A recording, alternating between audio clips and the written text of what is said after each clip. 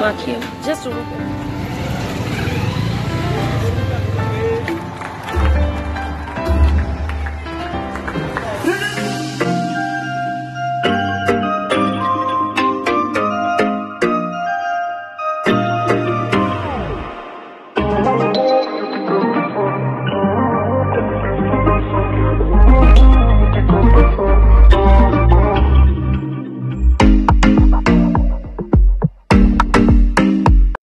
Good morning, কেমন আছো তোমরা সবাই? আশা করি সবাই ভালো আছো, আমিও সব খুব ভালো আছি।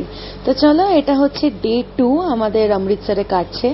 তো আগের দিনে আমি শেয়ার করেছিলাম হচ্ছে গোল্ডেন টেম্পলের ব্লগ। আজকে আমি দেখাবো হচ্ছে তোমাদেরকে কিছু লোকাল সাইট সিন, যেগুলোতে টুকিটাকি মর্নিং এ বেরোতে পারবো।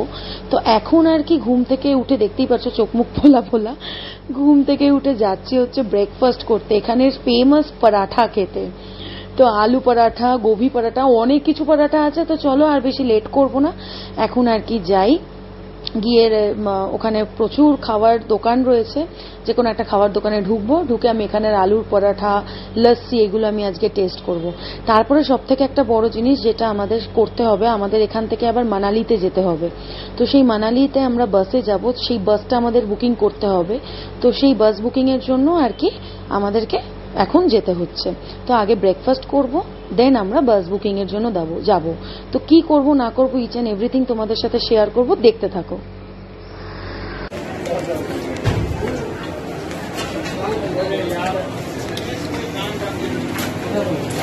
তো চলে আসলাম আমাদের হোটেলের ঠিক পাশেই একটা ছোট্টখাটো রেস্টুরেন্টে, যেখানে মোটামুটি ব্রেকফাস্ট, লাঞ্চ, ডিনার সবই অ্যাভেলেবেল।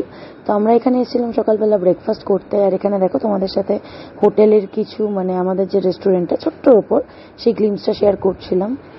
আর তার সাথে আমি মেনু কার্ডটাও তোমাদের সাথে শেয়ার করছিলাম। তো এখানে আলু পরাঠা, গোভি পরাঠা, পনির পরাঠা, মুলি পরাঠা, কি নেই, সবই পরাঠা। তারপরে স্পেশাল লস্যি, তারপরে অমৃতসরি কি সব থালি টালি এসব আছে। তো এখানে আমরা দেখো, আমরা নিয়ে নিয়েছি হচ্ছে আলু পরাঠা, সাথে ওরা আবার একটা দই দেয়, বাটার দেয়, যেটা আমার ভীষণ পছন্দের। আর একটা না এরকম পেঁয়াজের কুচি দিয়ে একটা কিরকম চাটনি টাইপের বানায়, ওদের ওখানকার স্পেশাল থালি, মানে পরাঠার সাথে এগুলো দেয় আর কি। আর এগুলোই আমরা খাচ্ছিলাম। তো এখানকার আলুর পরোটা ফার্স্ট অফ অল খেয়ে দেখলাম, ভীষণ টেস্টি লাগলো, জানো তো, খুব স্বাদ। মানে ওরা এত মশলাপাতি দেয়, মানে অন্য রকমই বেশ খেতে দেয় লাগলো। না, এটাতে মাখাও।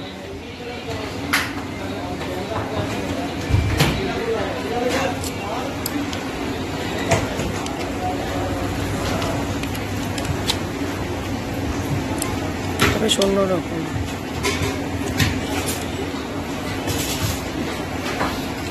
দেখো বাটারটা এমন করে দেয়, চট করে গলে পড়ে যায়। একটু মাখিয়ে দাও তো। তো চলো, আমাদের ব্রেকফাস্টটা কমপ্লিট হয়ে গেছে। এখন আমরা যাচ্ছি হচ্ছে আমাদের অমৃতসরের ট্রিপের পর আছে মানালি ট্রিপ। এবার মানালি যাওয়ার জন্য আমাদের বাস বুকিং করতে হবে। তো সেই বাসের জন্য একটা ট্রাভেলসের অফিসে এখন খোঁজ করছি, যে কোন ট্রাভেলসের অফিস থেকে মানালির বাস ছাড়ে। তো সেখানেই যাচ্ছি। আর ওখান থেকে আমরা আমাদের একটা রিক্সা ধরে নিয়েছিলাম। পাঞ্জাবে এসে পাঞ্জাবের রিক্সাতেও ঘোরা হয়ে গেল। তো ওদের রিক্সাগুলো না একটু অন্য রকমের। ফার্স্ট অফ অল তো আমাদের কলকাতার মতন এই মানে এই যে ব্যাটারির রিক্সা নয়। আর দ্বিতীয়ত পুরো প্যাটেলিং রিক্সা, মানে প্যাটেল করে তারপরেই আর কি সবাই রিক্সা টিক্সা চালাচ্ছে দেখছি। আর হ্যাঁ, টোটো অটো এগুলো তো রয়েছেই। তো আমরা নামলাম হচ্ছে হল গেট। এই হল গেটের সামনে আমাদেরকে নামিয়ে দিয়েছিল রিক্সাওয়ালা।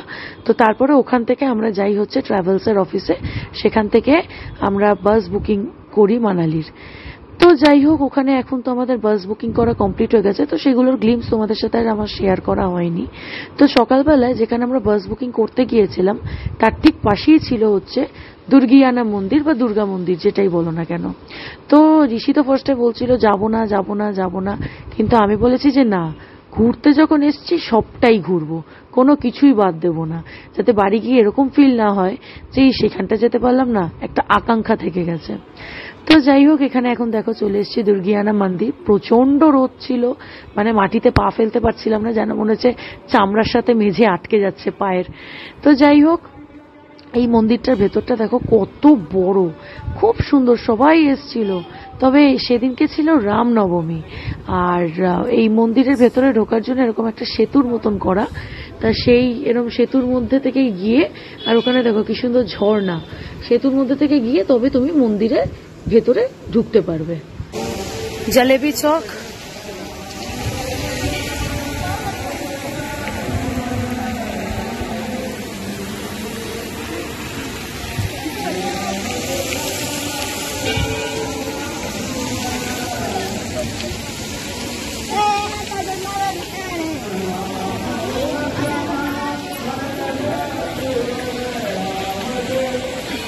লোকটা জিজ্ঞেস করলো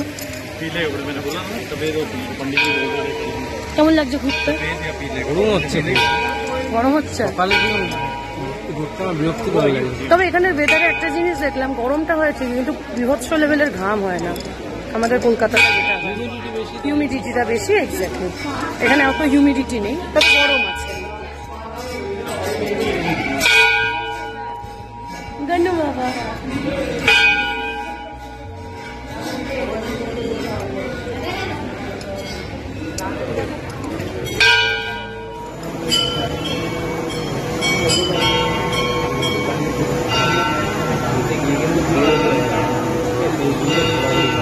চলো হয়ে গেল,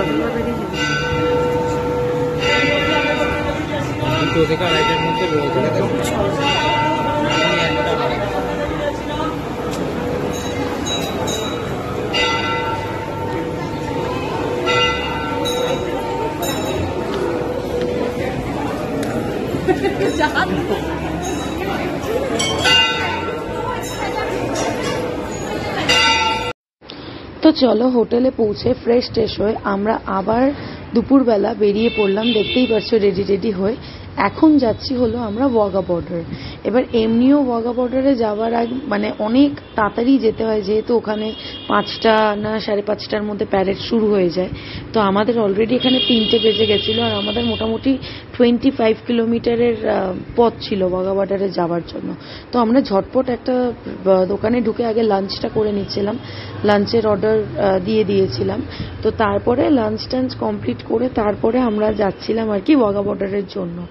তো চলো আর দেখতে থাকো, আর কেমন লাগছে সেটা কিন্তু কমেন্ট করতে ভুলো না। তো চলো, আমাদের তো খাওয়া দাওয়া কমপ্লিট, লাঞ্চ করলাম একদম হোটেলের সামনেই একটা দোকানে। এখন ক্যাবে যাব হচ্ছে ওয়াঘা বর্ডার, আর ফটোতে যাচ্ছি না, কেন কি অটোটা সকাল থেকেই মানালির বাস বুকিংয়ের জন্য আর করতে পারিনি, তাই এখন যাচ্ছি হলো ওয়াঘা বর্ডারে। তো এমনি লেট হয়ে গেছে, তো এখন খুব তাড়াতাড়ি যেতে হবে। তো চলো আমরা যেতে যেতে তোমাদের সাথে শেয়ার করছি সব কিছু, দেখতে থাকো।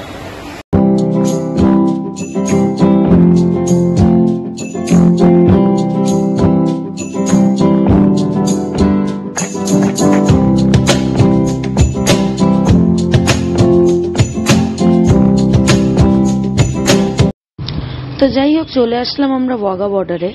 এবার ওয়াঘা বর্ডারে আমাদেরকে এমন জায়গায় নামিয়েছে যে যেখান থেকে প্রায় 1 থেকে 1.5 কিলোমিটার হেঁটে তবে আমরা গ্যালারিতে পৌঁছাতে পারবো। তো প্রত্যেকটা মানুষ এখান থেকে এরকমভাবে হেঁটেই যাচ্ছে। আবার এরকমও ফেসিলিটি ওখানে রয়েছে, যেখানে আমাদের নামিয়েছে ওখান থেকে রিক্সা আছে প্রচুর, কিন্তু রিক্সায় উঠে লাভ কিছু নেই। রিক্সাও কিছুটা গিয়ে তোমাকে নামিয়ে দেবে, প্রায় ধরো রিক্সা থেকে নামার পরেও 1 কিলোমিটার মতো হাঁটতে হবে। তো যাই হোক, চলে আসলাম আমাদের ডেস্টিনেশনে। দেখতেই পাচ্ছ কত ভিড়, কত লোক। এই প্যারেড হচ্ছে একদম প্রচন্ড ফেমাস। দেখতেই পাচ্ছ আমাদের ইন্ডিয়ান ফ্ল্যাগ এখানে উড়ছে, কি ভালো লাগে না, গর্ব দেশের। তো যাই হোক, এখানে সবাই ঢুকছে, সবাই এই প্যারেড দেখবে বলে একদম মানে ভীষণভাবে উৎফুল্ল। আর এখানে হচ্ছে এদের এই গ্যালারিটা, কি বড় গ্যালারি, আর এই যে এখানে প্যারেড শুরু হয়েছে।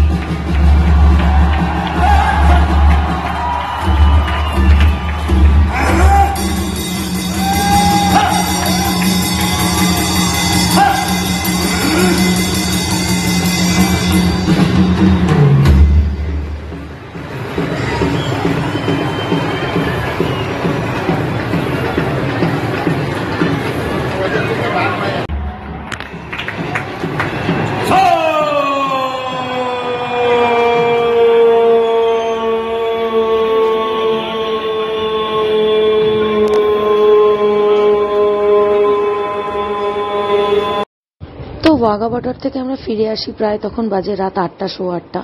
তো এখানে আসার পরে আমরা এখানে আসলাম হচ্ছে ওই সকালবেলা যেই দোকানটায় ব্রেকফাস্ট করতে এসেছিলাম আমাদের একদম হোটেলের পাশেই। আচ্ছা, আমরা যেই লোকেশনে হোটেল নিয়েছিলাম সেটা হচ্ছে জলেবি চক নাম ছিল।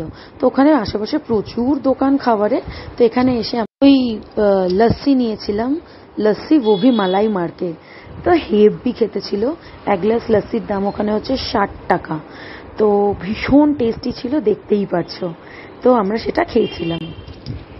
আর ওইখানকার অমৃতসরের ফেমাস মানে পাঞ্জাবের ফেমাস পাঞ্জাবি জুত্তি, যেটা একেবারে কেনাটা আমার কাছে ভীষণভাবে ম্যান্ডেটরি। তো সেটাই কিনেছিলাম, বাট নেবার সময় তোমাদের সাথে আর ভিডিও শেয়ার করতে পারিনি, তাই মানে হোটেলে এসে তোমাদের সাথে শেয়ার করলাম। তো চলো আজকের মতন ব্লগটা এখানেই শেষ করছি। ভালো লাগলে সাবস্ক্রাইব করো আর নতুন ব্লগের জন্য ওয়েট করো।